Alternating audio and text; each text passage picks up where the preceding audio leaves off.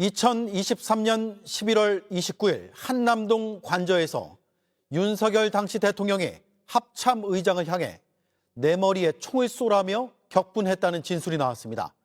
시키는 건 뭐든 할 수 있냐고 물었는데 합참의장의 대답이 만족스럽지 않자 그랬다는 겁니다. 특검 조사에서 그 진술을 한 사람, 당시 김명수 합참의장입니다. 특검은 윤 전 대통령이 약 1년 전부터 계엄을 준비한 정황으로 판단합니다. 윤정주 기자입니다. 종합특검은 지난달 27일 내란 가담 혐의로 김명수 전 합참의장을 소환했습니다. 2023년 11월 29일 윤석열 전 대통령과의 관저 회동에 대해 집중적으로 조사했습니다. 김 전 의장은 윤 전 대통령이 시키는 건 무엇이든 할 수 있느냐고 물었다며 만족스러운 답변이 나오지 않자 화를 냈다는 취지로 진술했습니다. 특히 윤 전 대통령이 책상을 치면서 총을 가져와 내 머리에 쏘라 했다고도 말했습니다. 김 전 의장이 취임한 지 나흘 만에 벌어진 일입니다. 관저회동엔 당시 김용현 경호처장, 조태용 국정원장과 여인영 방첩사령관, 그리고 신원식 국방부 장관도 있었습니다. 격해진 상황은 신원식 전 장관이 윤 전 대통령을 말리면서 정리된 것으로 알려졌습니다. 특검은 이때부터 윤 전 대통령이 비상계엄을 준비했고 군의 충성을 요구한 것으로 의심하고 있습니다. 전 합참의장 김명수에 대한 조사를 통해서 비상계엄이 이미 2023년 11월경부터 준비되었고 윤 전 대통령의 내란 1심을 맡은 지기현 재판부는 12.3 비상계엄 이틀 전에 계엄이 결정됐다고 판단했지만 이와는 다른 조사 결과가 나온 겁니다. 특검은 오는 6일 계엄을 정당화하는 메시지를 미국 등에 보내게 한 직권남용 혐의로 윤 전 대통령을 소환합니다. 소환 모습을 공개하기로 방침을 세우고 윤 전 대통령 측과 협의하고 있습니다. 윤 전 대통령 측은 출석 공개는 확정된 사안이 아니다는 입장입니다. 그런데 엄청나게 충격적인 보도가 좀 나왔거든요. 관련한 이야기 대한민국 최고의 전문가 오혁진 기자와 이야기 나누겠습니다. 박수로 모십니다. 네. 안녕하세요. 안녕하십니까. 오혁진 기자님 잘 지내시고 계시죠? 아이고 똑같죠. 네. 언제 다 기운이 없어. 기운은 없어. 몸이 약간 좋은데. 구겨져 있고. 자, 윤석열 잊어서는 안 됩니다. 그렇습니다. 지금 윤어게임이 득세하고 있잖아, 실제로. 김명수 합참의장 전문가잖아요, 우리 기자님이. 김명수 합참의장이 취임한 지 나흘 만에 한남동 관저에 가게 됩니다. 윤석열이가 부른 거야. 나흘 만에. 나흘 만에 딱 불렀어. 불러가지고 거기서 뭔가 계엄 관련한 이야기가 좀 오고 갔던 것 같아요. 그곳에 많은 사람들이 함께 했는데요. 거기에서 주고받은 대화가 진짜 가관인데 그 내용이 이번에 김명수 합참 의장의 종합특검에서의 진술을 통해서 이게 세상에 알려졌는데 소개를 좀 부탁드리겠습니다. 취임 나흘 뒤인 2023년 11월 29일 관저에서 윤석열이 김명수 합참의장을 부릅니다. 그 자리에서 윤석열이 술을 또 한 잔 쫙 마셨겠죠. 술 마셨겠지. 마시고 김명수 합참의장에게 우리 명수 뭐 이거 시키는 거 뭐든 할 수 있나? 라고 물어본 거예요. 진짜 미친놈 같아. 우리 명수 시키는 거 다 할 수 있어? 그러니 김명수 합참의장이 합법적이고 정당한 명령이면 충성하겠습니다. 요건 FM 답변이야. 대통령의 합법적이고 정당한 명령 충성하죠. 요 만점이야. 그랬더니 이걸 만족 못하고 책상을 치면서 경로하면서 이 새끼 이거 대통령이 임명했으면 뭐든 시킬 수 있는 거 아니야? 야 너 총 가져와봐. 내 머리 쏴봐. 너 사퇴해 이 새끼야. 이거 뭐하는 새끼야 이거. 뭐 정당? 합법? 이 새끼 봐라 이거. 내가 시키면 해야지. 야 총 쏴봐. 쏴봐 이 새끼야. 이거 못해? 요걸 1시간 동안 한 거야. 와. 요걸 1시간. 그러니까 그 옆에 있던 신원식 붕짜장 국방부 장관이 예. 아이 좀 그죠. 말렸어. 좀 그만하세요. 해가지고 1시간 만에 이게 수습이 됐다는 겁니다. 한 시간을 질타를 했다. 1시간 만에. 제정신이 아니야. 제정신 아니야. 예. 그때 함께 있었던 애들 사진 한번 좀 볼까요? 윤석열 있었고 당연히 김용현 당시 경호처장, 경호처장. 조태용 안보실장이면서 국정원장 권한대행하고 있었고 여인영 방첩사령관, 신원식 국방부 장관 그리고 김명수 합참의장. 그러니까 여기서 신원식, 김명수가 정상이라는 걸 확인한 거야. 네. 그러니까 이 사람들은 계엄에서 패싱한 거 그렇죠. 아닐까? 예. 저는 요걸 그렇게 봤거든요. 물론 이제 저도요. 김명수가 완전 패싱됐다는 건 아닙니다. 예. 그래 약간 좀 우리가 애매하잖아. 예, 그렇죠. 이때 기점으로 그렇게 된 거 아닌가 하는 개인적으로 추정을 해보는데요, 네. 기자님. 설명을. 아 제가 뭐 출석 부른 게 아니고요. 구현을 해주셔야죠. 네. 출석 부른 게 아니고. 아 김명수 관련해가지고요. 네. 일단 김명수가 선임한 변호사들부터 제가 좀 말씀드릴게요. 아 김명수가 이번에 네, 변호사를 변호사를 선임을 했는데 네. 예. 총 4명입니다. 네. 네. 근데 이 사건을 지금 수사하고 있는 종합특검팀 특검보가 김정민 특검보님이에요. 네. 그 예전에 그 박정훈 예, 알고 그, 있습니다. 목소리 아주 그냥 까랑까랑하신 분입니다. 근데 김명수가 선임한 변호사들이 장순욱 변호사, 장순욱 그 탄핵 때 하셨던 네네네. 분인데? 네. 그리고 전익수. 과거에 이제 공군 이해람 중사 사건 때 오. 수사받았던 사람이고요. 다들 아, 훌륭하신 예, 예. 분들이네. 그다음에 김규현 변호사님. 김규현, 정의규현, 김규현? 네. 그래요? 응? 제가 30분 전에 통화를 했는데 예.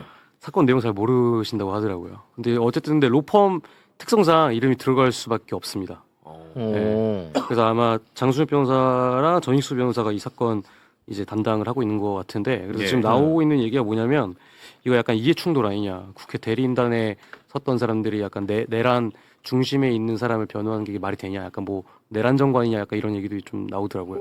오, 좀 야, 부적절하다. 이거는 뭐 이 너무 헷갈려. 김명수만 들어오면은 그러니까 헷갈려. 아 너무 어려워져. 이거 완전히 그 세계관들이 다 꼬여 있네 거기에. 그렇죠. 네. 어쨌든 와 그 어려운데. 선임을 두고 좀 부적절한 거 아니냐라는 그런 시선들이 좀 많습니다. 아, 예. 그리고 채팅으로도 다들 아, 뭐지? 야 이거 지금 이게 다 꼬여. 지금 이거 분노하고 여기까지 왔는데 여기서 또 헷갈리네. 혼란스럽네 이거. 근데 보니까 제가 항상 이제 기사를 쓰면서 김명수에 관련해 가지고 좀 의구심이 좀 컸던 게 뭐냐면 예. 예. 그 평양 무인기 작전의 불법성을 알고 있었음에도 불구하고 그다음에 합참 법무실로부터 이 작전이 정상적인 작전이 아니다라는 조언을 받았음에도 막지 않은 겁니다. 2024년 9월 그 김용대 전 드론 사령관이 2024년 7월부터 김명수 전 합참의장에게 보고했다라고 이제 특검팀에까지 이제 진술을 한 상황이고 드론 사령관은 예, 예. 근데 이제 김명수 전 합참의장은 그런 사실 없다. 2024년 9월부터 알고 있었다. 근데 이 평양 작전이 10월부터 어쨌든 진행이 됐잖아요. 예. 그러면 그 전에라도 중지를 시켰어야 되는데 그렇지. 그런 것들을 중지시키지 않은 부분 때문에 최소한 이제 뭐 내란 방조까지는 저는 끌고 갈 수 있다라고 좀 봤거든요. 근데 지금 이제 합참 업무 어쨌든 합참 수사하는 거 관련해서 종합특검팀의 문제가 뭐냐면 전문성이 없어요. 합참 예. 관련해서. 그러니까 합참은 사실 군사경찰이나 뭐 합참에 근무하고 있는 군무원들이라고 할지라도 1년 이상 근무해야 그 시스템을 알거든요.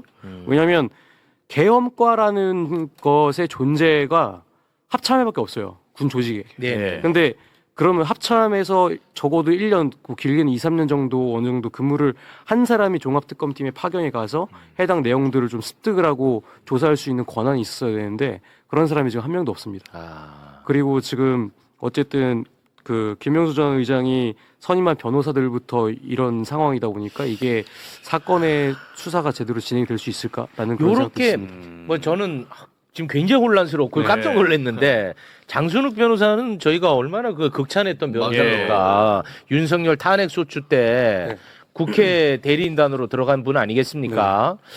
이런 상황이 연출될 가능성은 없을까요?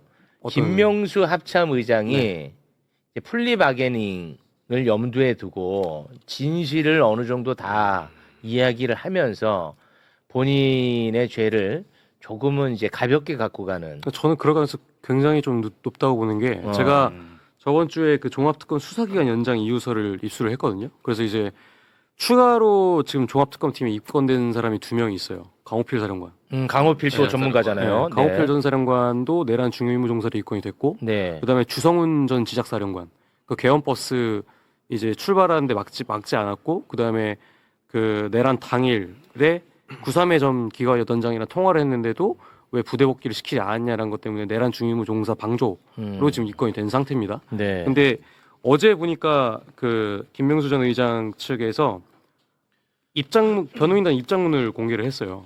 여기 적혀 있는 것 중 하나가 뭐냐면 국회 의결에 대응한 의장의 실제 행적은 상황 유지가 아니라 조속한 종결이었다. 의장은 12월 4일 새벽 1시 45분경 대통령실 안보실장 비서실장에게 계엄군 지휘권 회수와 조기 해제가 반드시 필요하다고 건의했고 2시 19분 지상작전 사령관 강호필과 직접 통화해 합참 통제 없는 부대 이동을 절대 금지시켰다라고 여기 적시가 돼 있거든요. 네네. 이 말은즉슨 강호필 사령관에게 좀 더 불리한 내용을 말을 한 겁니다. 그렇죠. 그래서 제가 봤을 때는 뭐 MC님 방금 말씀하셨던 것처럼 김명수가 빠져나갈 수도 있다. 약간 이런 부분도 조금 없지 않아 있을 것 같긴 해요. 네, 알겠습니다. 근데 이게 또 굉장히 우리가 또 이상한 대목이 하나가 있어요. 예.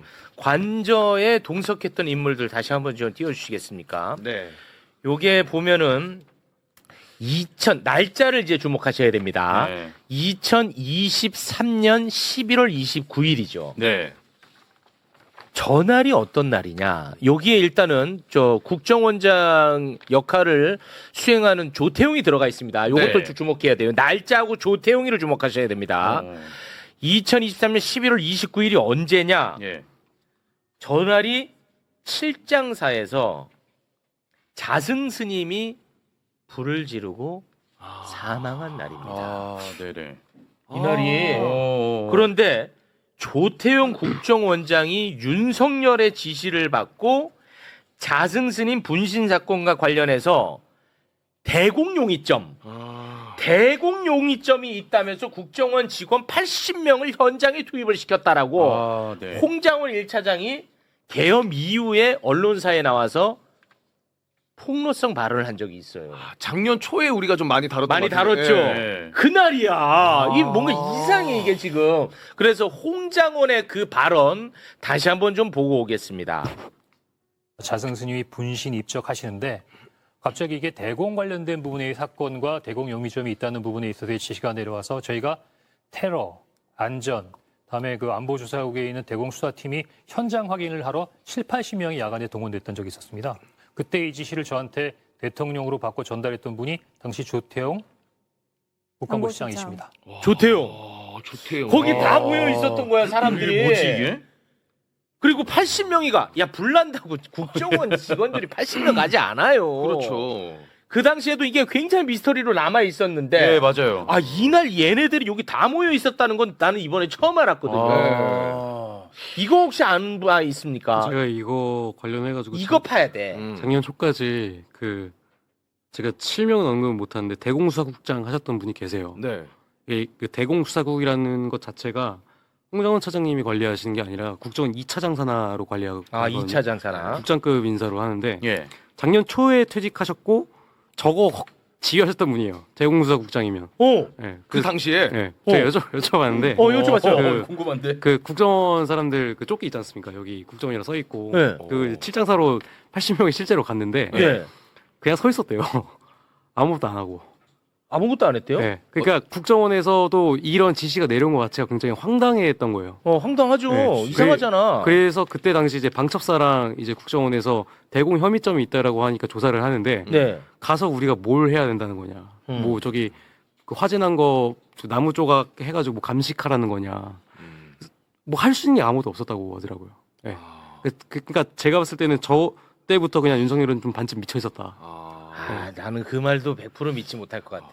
뭔가 어떻게? 뭐 했겠지. 뭐 아무것도 안 했겠어. 거기까지 80명을 보냈는데 갑자기 윤석열이가 대공 용의점이 있는 걸 어떻게 알아? 그렇죠. 그거를 조태용이한테 지시했어. 예. 80명이 갔는데 그냥 멀뚱멀뚱 서 있었다고? 나 믿지 않습니다. 제가 이거를 그러면 대공 혐의점이 있는 것 같습니다라는 얘기를 윤석열한테 누가 했을 것 같으세요? 김용현이 한 거예요, 이거. 왜? 김용현이. 네, 김용현이 한 겁니다. 그건 제가 따로 확인을 했고. 그러면 이거 이 다음부터는 제 추측입니다. 김용현한테 그럼 그런 얘기를 할 사람이 누가 있을까요? 김건희. 제가 봤을 때 노상원일 것 같은데. 아, 노상원. 아니, 김건희가 뭐 이태원 참사가 나도 단 한 번도 조문하지 않았던 사람입니다. 그렇죠. 근데 이때는 펑펑 울었다고. 맞아. 이때는 난리가 났어. 이상하잖아. 모든 게 다 이상했거든. 와, 이거 파야 돼. 아, 뭐가 있네. 그리고 이 직전에 노상원이 경호처를 갔어요. 대통령실에. 네.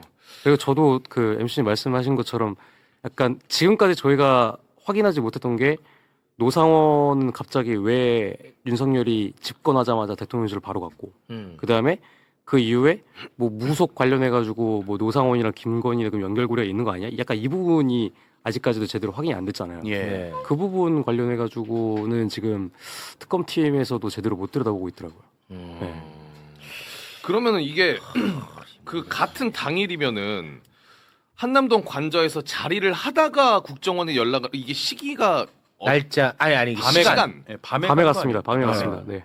시간이 맞죠? 예. 지금 대충 상황이 비슷합니다. 좀 거의 네, 비슷해요. 네. 와 이거 진짜 와, 이거 뭔지- 이게 잘하면 이거 미스터리 풀릴 수 있을 것 같은데 특검에서 이 부분은 들여다보지 않을 것 같아요. 네네네. 맞죠? 네, 수사 대상이 아닙니다. 예, 아닐 것 같아 그래요? 이거는. 아 이거 예전부터 제가 이거 한번 그때 박선원 의원님 모셔놓고 예. 내가 이거 길게 한번 다룬 적이 있어. 나는 이거 굉장히 관심이 많거든. 뭔가 네. 이상하니까. 예. 박선원 의원도 국정원 출신인데 이거는 굉장히 미스터리하다고 얘기를 네. 했었거든요.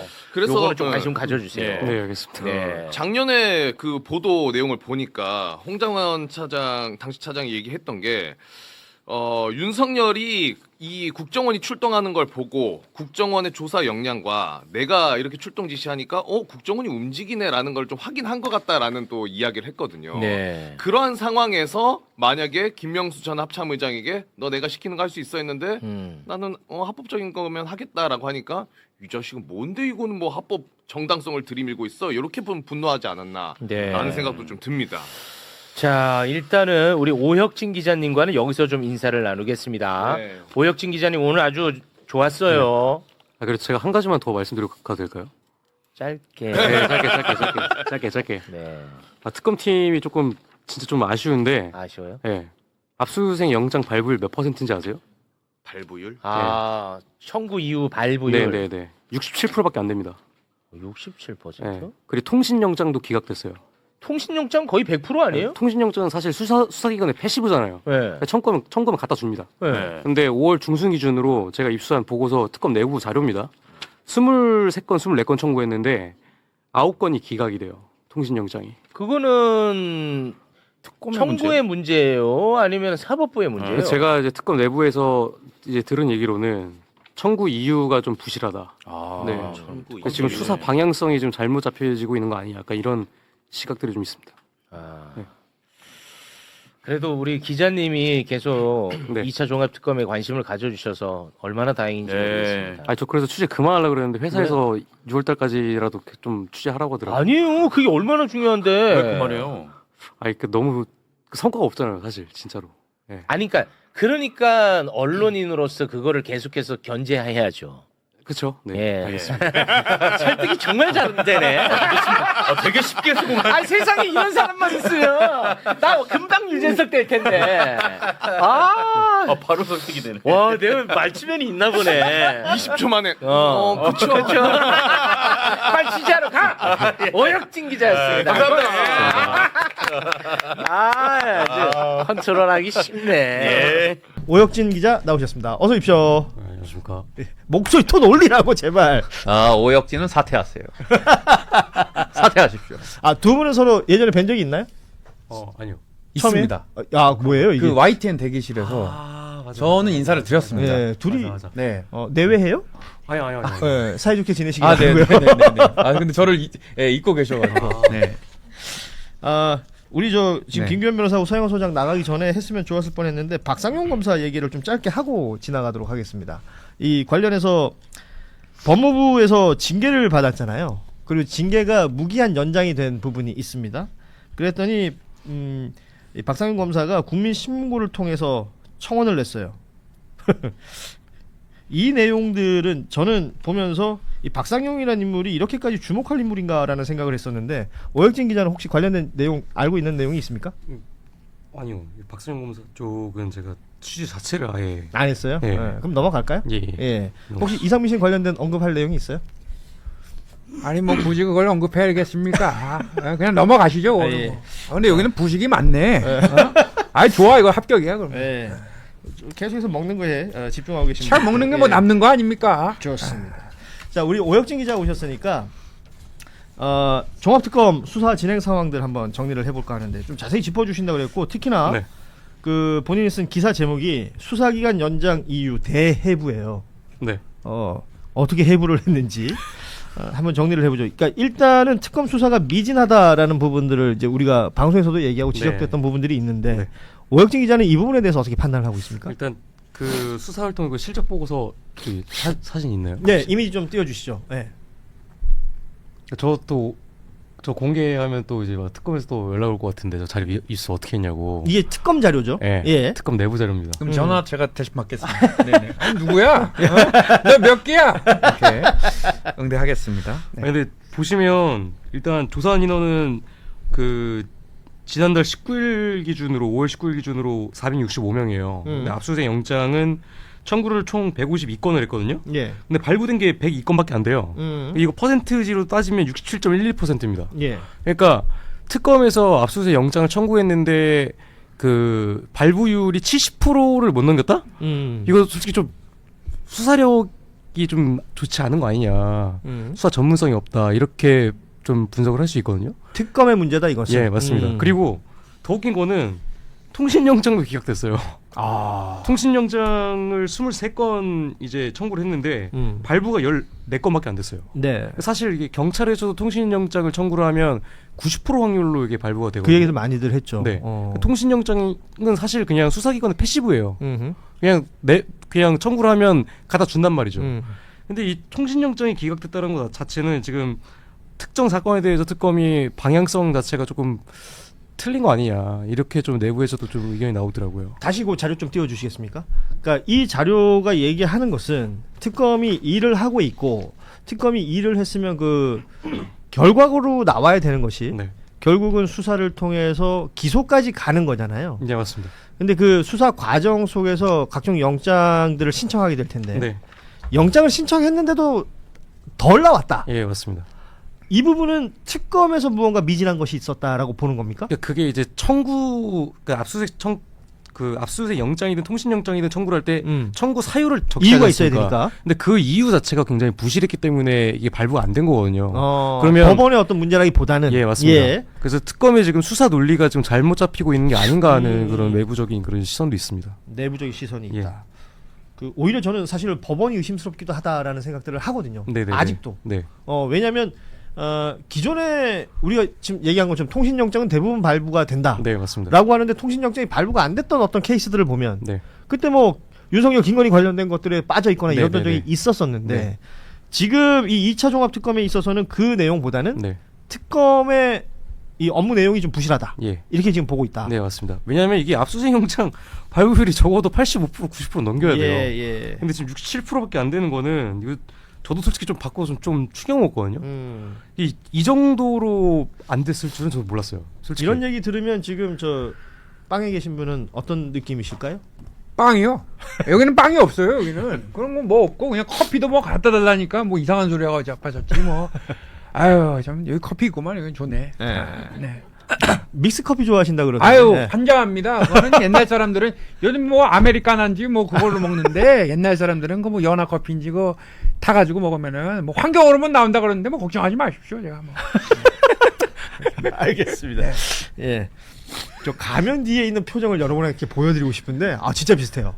가면 뒤에서의 모습이 진짜 비슷해요. 아니 보고 싶으시면은 그냥 좋아요도 눌러주시고 좋아요 많이 부족합니다. 지금 뭐 부식 달리듯이 이렇게 좋아요 수도 부족한데 도와주십시오.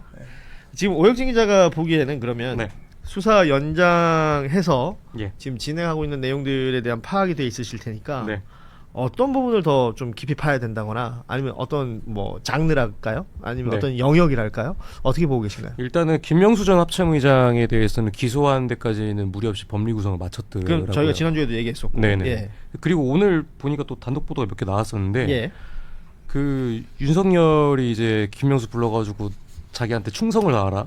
그리고 이제 뭐 정상적인 지시나 명령이라면 김명수가 이제 따르겠다라고 얘기를 했는데 그 이후에 이제 총 갖고 와 이런 식으로 얘기를 했더라고요.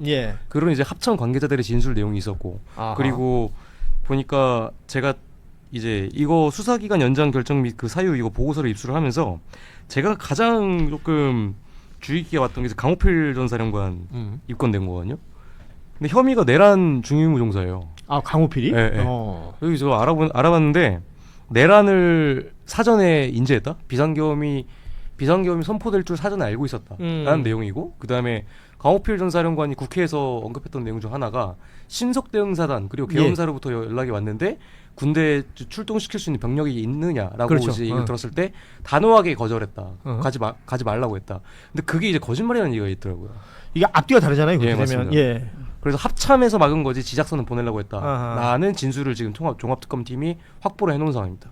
그러니까 오늘 속보 중에 뭐가 있었냐면 종합특검이 23년 11월부터 이 내란이 준비됐다라는 맞습니다. 부분을 확인했다. 라는 속보가 있었는데 지금 그것과 연결이 될 수도 있겠네요. 네, 맞습니다. 어허.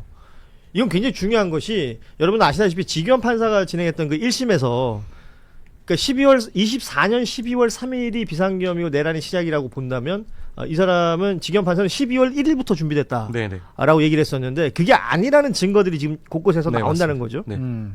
아까 그 워딩을 좀 살펴보면 이제 2023년 11월 29일 관저회동에서 윤 전 대통령이 내가 시키는 거는 뭐든지 할 수 있어. 답변에 만족을 못하니까 책상을 땅 치면서 총 가져와서 내 머리를 쏴. 이렇게 얘기했다는. 네, 맞습니다. 그 저 네, 얘기를 김명수 합참의장한테 했다는 네, 거예요. 맞습니다. 근데 합참의장이 이 내용을 진술했는지는 확인이 안 되고 합참 관계자들이 합니다. 합참 관계자라는 거예요. 네네네. 그럼 합참의장은 지금 조사받으면서 어떤 상황들이 있었을까? 우리 오혁진 기자의 말대로라면 김명수 합참의장에 대한 기소까지는 큰 무리가 없을 것 같다. 예, 맞습니다. 내란 특검팀에 진술했던 내용이랑 큰 차이 없이 진술을 했다는 얘기까지만 들었습니다.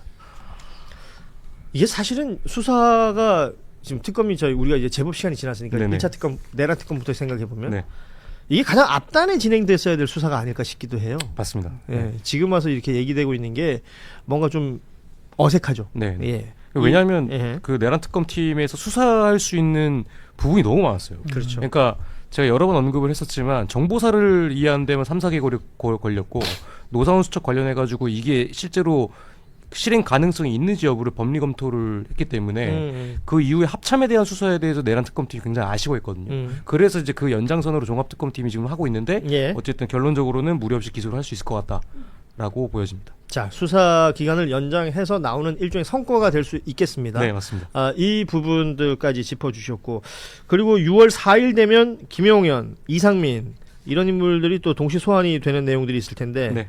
이 사람들은 뭐 혐의가 너무나 진해가지고요. 네, 또 맞습니다. 어떤 쟁점들이 있는 겁니까? 일단 김용현 같은 경우에는 저기 수사기간 연장이 사유 보고서에 적혀 있는 걸 보면 예. 정보사를 이용한 대북 도발 공작 이 내용이거든요. 정보사라고 하면 예. 현 정보사는 문상호, 예. 전직은 노상원 이렇게 되는 거 예, 아니에요? 맞습니다. 그러면 이건 지금 얘기하는 것은 문상호와의 연결이 되는 겁니까? 노상원과 문상원 둘 다입니다. 둘 다입니까? 예. 전현직 다? 예. 예. 그래서 제가 이 부분 좀 취재를 해봤는데 무인기 공작입니다. 여기에? 예. 정보사 무인기 공작인데 이거를 김용현이 노상원을 통해서 어떻게 무인기를 공작을 하려고 했는지를 이제 수사를 지금 이제 하고 있는 겁니다. 진행되고 있고. 예. 이상민은요? 이상민 전 장관 같은 경우에는 아무래도 이제 내란 중요임무 종사를 예. 이미 받고 있잖아요. 예. 근데 그 혐의를 조금 더 이제 보충하기 위해서 소환 조사를 한다고 하더라고요. 자, 그리고 또 한 명이 이제 주목해야 될 인물. 해경이 여기 왜 들어가느냐. 우리가 네. 이 뉴스를 전한 적이 있었는데요. 그때 충암파라고 얘기를 해서 충암고등학교 출신의 안성식 전 해경 기획조정관 소환 조사를 한다는 거죠. 예. 소환 조사 중이고 저는 이 사람 기억나는 게 이 사람이 총 꺼내라 그랬던 사람이죠. 예, 맞습니다. 예. 예. 이 사람은 지금 어떤 내용까지 확인이 된 건가요? 일단 안성식 같은 경우에는 여인영 사령관하고 이상민 전 장관이랑 자주 만났습니다. 나 충암고등학교 선후배들이니까. 네네. 근데 이게 굉장히 좀 의심 깊게 좀 봐야 되는 게 뭐냐면 방첩사에서 예전에 제가 언급을 했지만 프리덤 실드라고 그 한미 훈련하면서 계엄 상황이 됐을 때를 가정한 훈련을 미리 예행 연습을 했다라고 이제 몇 번 말씀드렸었는데 그렇죠. 그 이후에 방첩사하고 해경이 MOU를 맺어요. 그러니까 방첩사와 해경이? 예. 근데 이게 MOU 아니다. 진짜 잘못 말씀드렸습니다. 예. 해경, 그러니까 방첩사가 이제 비상기업 상황이 됐을 때 해경에서 이제 수사관을 어떻게 파견을 보낼 수 있는지에 대한 업무 회의를 합니다. 예. 근데 해경에서 했었다 그랬죠. 예. 근데 이제 업무 회의를 하면 안성식이 본인이든 본인 밑에 있는 사람들이 업무 회의와 관련된 보고서를 작성해야 되거든요. 해경에서 그 보고서 작성을 안 했습니다. 그래서 그것 때문에 이제 종합특검에서 조금 의심을 하고 있는 건데 그러면 이 보고서를 작성하지 않고 그럼 이상민 또 왜 같이 만났냐 이 부분이 좀 수사가 좀 이루어져도 될 것 같습니다. 아니 저는 이 안성식이라는 사람 등장이 다른 거보다 해경이잖아요. 예. 그러니까 노상원 수첩에 우리가 뭐 여러 차례 얘기했지만 이제 정치인들 이름이나 유명인들 이름이 걸려 있으면서 뭐 백령도, 예. 연평도 얘기했잖아요. 그쪽으로 하려면 어찌됐건 배를 띄워야 되는 거 아닙니까? 맞습니다. 그랬을 때 이 해경이 허투루 보이지 않는다는 거예요. 왜냐하면 이 계엄에 있어서 해군이 안 보이거든요. 네, 맞습니다. 그러면 배를 무언가는 띄워야 될 거 아니에요. 그래서 이 해경이 계속 저는 걸리는 겁니다. 그리고 이런 내밀한 얘기를 할 수 있는 충암파라는 거 아니에요? 네, 이 맞습니다. 사람이? 이런 게 계속 거슬린다. 정보사 관련해서는 우리 오혁진 기자 단독이 워낙 많은데 노상원 관련된 얘기를 좀 해주시죠. 특검이 노상원- 지금 보고 있는 내용은 뭘까요? 지금 이제 수사 2단 관련해 가지고 수사를 계속 하고 있잖아요. 예. 근데 그 중에서 제가 그 수사 2단에 소속됐던 분들 몇 분들한테 연락을 드렸는데 입을 안 열라고 하세요. 예. 그러니까 자기가 왜 입건돼야 되는지도 모르고. 예. 근데 어쨌든 불법적인 행위를 하셨고 그다음에 자기들은 그냥 명단에 들었다. 예, 맞습니다. 아하. 근데 그러니까 일부 인원분들은 어허. 우리 선관위 갈 줄 몰랐다라고 말씀하시고 선관위 가는 것을 영관급 장교들은 사전에 다 지시를 받았다라고 이제 말씀하고 계시는 분들도 계세요. 근데 어쨌든 핵심은 노상원이 어떤 식으로 입을 여느냐인데 특검에서 지금 일단 노상원 관련해 가지고 가장 이제 법리적으로 이제 완성했다라고 할 수 있는 거는 노상원 수첩 부분인 것 같습니다. 일단 이제 그 연평도 그리고 강원도 화천 예. 그 오음리를 어떻게 이용할 것인지 그리고 그러면 이제 범죄 조직 단체죄로 수사 2단 이 부분은 어떻게 그 수첩 명단에 적혀 있는 A급, B급, C급 명단을 있는 사람들을 어떻게 체포하고 어떤 방식으로 수용할 걸 디테일들이. 예, 맞습니다. 그 디테일을 조금 더 들여다보고 있는 것 같습니다. 그래요. 우리 오혁진 기자가 오면 뭐 예를 들어서 이제 뉴스를 좀 많이 접하신 분들은 아는 내용이 있을 수도 있고 아니면 또 맞다. 내란이 아직까지 수사 끝난 게 아니지. 예. 재판이 끝난 게 아니지라는 생각을 하실 분도 있을 것 같습니다. 저희가 이 시간을 계속 갖는 이유는 놓쳐서는 안 된다. 여러분 뭐 지면을 보시거나 뭐 방송을 보시거나 내란 관련된 얘기가 지금 쏙 들어가 있죠. 뭐 선거철이고 해서 다른 뉴스들이 많이 나오면 밀리는 경우들이 있고 종합특검은 수사기간 연장해서 수사를 하고 있습니다. 그것이 제대로 된 방향으로 잘 가고 있는지 수시로 체크를 해야 되겠다라는 생각에서 우리 오혁진 기자와의 이 시간을 함께하고 있습니다. 역시 내란 관련하여 전 합참의장 김명수에 대한 조사를 통해서 비상계엄이 이미 2023년 11월경부터 준비되었고 12월 3일 비상계엄 당시 다수의 실무자들이 계엄 선포와 국회 병력 출동에 대해 문제가 있다는 조언을 한 사실을 확인했습니다. 네, 매우 충격적인 내용이 또 보도가 되었습니다. 권창영 2차 종합특검팀이 윤석열 전 대통령이 2023년 11월경부터 사실상 비상계엄 선포를 준비한 사실을 확인했다라고 밝힌 건데요. 앞서 보신 대로 김지미 특검보는 어제 정례 브리핑을 통해서 김명수 전 합참의장 조사를 통해 비상계엄이 이미 2023년 11월경부터 준비가 됐고 계엄 당시 다수의 실무자들이 계엄 선포와 국회 병력 투입에 문제가 있다는 취지의 조언을 한 사실을 확인했다라고 설명을 했습니다. 이런 겁니다. 김명수 전 의장을 내란 중요임무 종사자 등의 혐의로 불러서 조사하는 가운데 2023년 11월 29일 관저회동에서 윤석열 당시 내란 수계가 어떤 이야기를 했냐면 내가 시키는 거 뭐든지 다 할 수 있냐 이제 이렇게 물었다는 거예요. 그래서 김명수 전 의장이 정당한 명령이면 따르겠다. 그러니까 정당한 명령, 부당한 명령은 안 따르겠다는 것이고 정당한 명령이면 따르겠다라고 원론적인 답변을 하니까 대노 경로를 했다는 거예요. 그러면서 총 가지고 와서 내 머리에 총 쏴봐 이렇게. JTBC는 이렇게 보도하고 또 연합 등 다른 신문 매체들은 내 머리에 총을 쏘라 이렇게 과격한 발언을 했다라는 사실을 진술을 확보했다는 것입니다. 그러니까 지난 1심 판결을 했던 지규현 판사가 판결문에 판시한 것처럼 마치 2, 3일 전에 욱해서 더불어민주당이 예산 관련해서 뭐 삭감을 하려고 하고 또 주요 국무위원 등을 상대로 탄핵을 하려고 해서 욱해서 뭐 하루 이틀 전에 그렇게 계엄을 발동한 것은 아니다. 그런 증좌들이 이번 권창영 특검 2차 종합특검팀을 통해서 또 확인이 되고 있다라는 것입니다. 여러분 비상계엄 내란이 끝났을까요?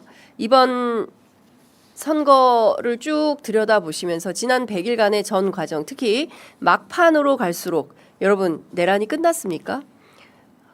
대한민국 국민들은 촛불혁명, 빛의혁명 두 차례, 21세기 들어 두 차례 시민혁명을 통해서 전 세계에서 가장 모범적인 민주주의를 실천하고 있는 국가입니다.